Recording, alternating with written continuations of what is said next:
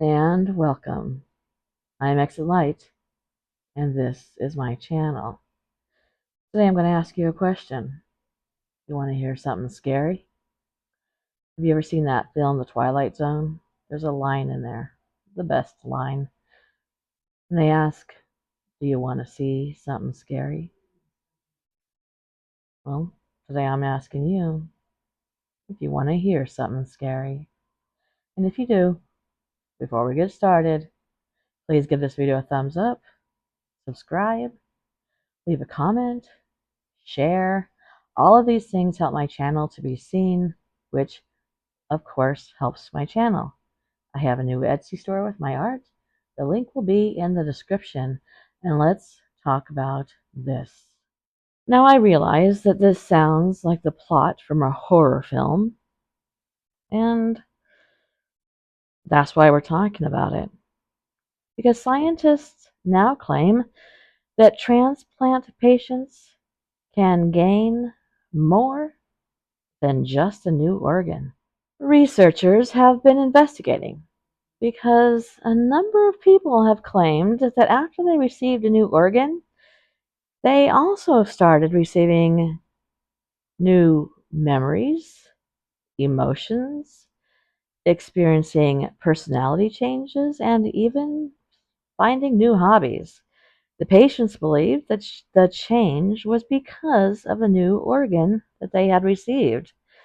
The phenomenon was most commonly reported in heart transplant patients, but fear not. Even those who had received kidneys, lungs, and face transplants have claimed the same thing. Patients reported a change in their preferences for food. Some things they used to love, they no longer even tolerate. There's been changes to their musical taste and sit down, even their sexual orientation. In a handful of cases, some of the new preferences mirrored those of the person who donated the organ, leaving patients and their families wondering if they inherited those memories and preferences.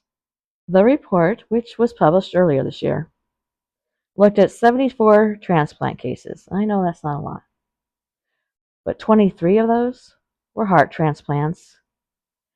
And the researchers referred to a really sad case where a 9-year-old boy received a heart. The donor was a 3-year-old girl who had drowned in her family's pool, but the boy and his family did not know how his donor had died. His mother said following the transplant, he suddenly became deathly afraid of water, which had not been the case before. Also, a college professor received a heart from a police officer who was killed on duty after being shot in the face. The recipient reported seeing a flash of light in front of his eyes, saying, "My face gets really, really hot. It actually burns."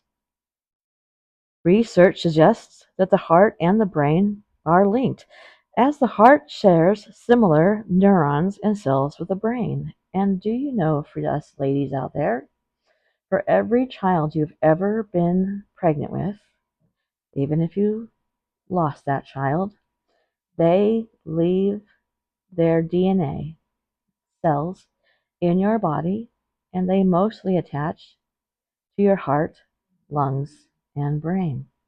They are with you forever. The researchers wrote, emerging evidence suggests that the heart transplantation may involve the transfer of the donor's personality traits and memories to the recipient, challenging conventional views of memory and even identity. Additionally, the heart's neural network and bidirectional communication with the brain support the concept of a heart-brain connection in memory and personality.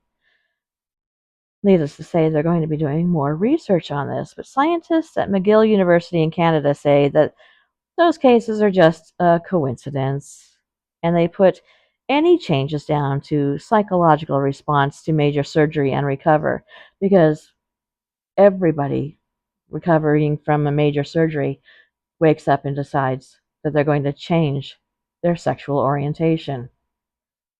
Then they go on to say that patients who are receiving an organ probably are already worried beforehand that they will change after it, which could lead to their own behavior.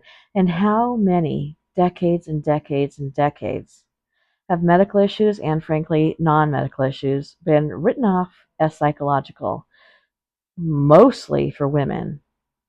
You know, you had PMS, you had to go to a psychiatric hospital. It's a little annoying when doctors tell you that what you're going through is psychological. In fact, it's, in my opinion, the lazy way of being a doctor. And if you're a doctor and you just heard me say that, and you connect with that, well then, maybe do some soul searching. One patient developed a love of landscape painting after receiving a heart from a young artist who had been killed on her way to her very first art showing. Another case study featured a woman who changed her health preferences 100%.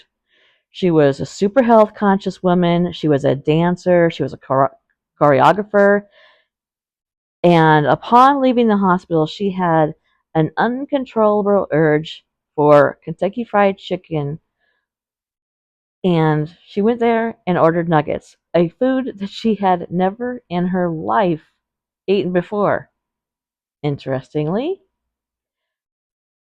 uneaten Kentucky Fried Chicken nuggets were found in the jacket of the young man who had been her donor when he was killed.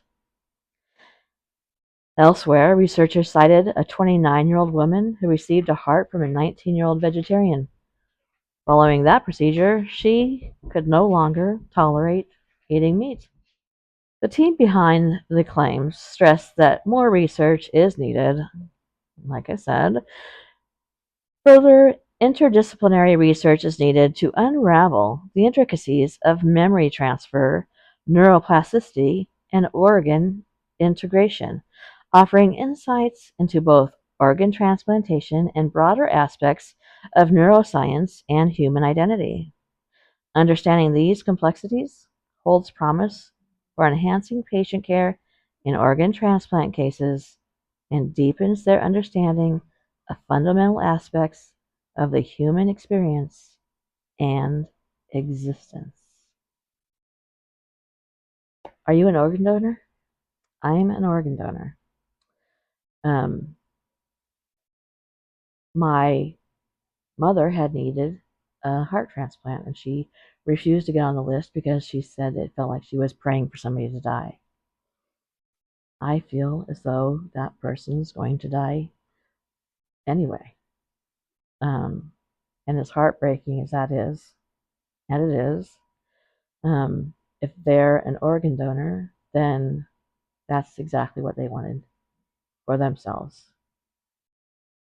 So, what do you think? Let me know down in the comments. Do you know anybody that's had an organ donation? Any strange things? Thank you for coming to my channel, and good night.